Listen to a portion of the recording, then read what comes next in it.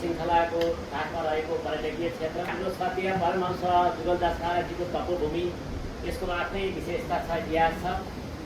कार्यक्रमको सन्दर्भमा मूल समितिका पदाधिकारी सदस्यजीहरू अत्यन्तै बडो मेहनतका साथ यो कार्यक्रमको सफलताको निमित्त धेरै ठाउँमा पुगेर यसको प्रचार प्रसार समन्वय निरन्तर गरिरहनु भएको छ। र जति पनि यहाँ आज उपस्थित हुनुहुन्छ सबैजनालाई केही न केही जिम्मेवारी प्राप्त भएको छ।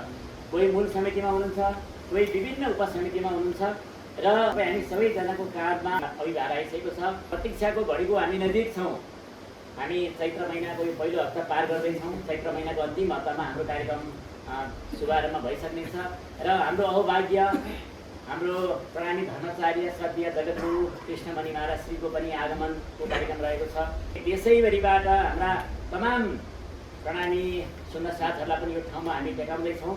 यो धर्मको जागनी मात्र नभएर यो ढुङ्खरको पर्यटन प्रवर्धन र यसको प्रचार प्रसारमा पनि यो कार्यक्रमले ठुलो महत्त्व राख्नेछ।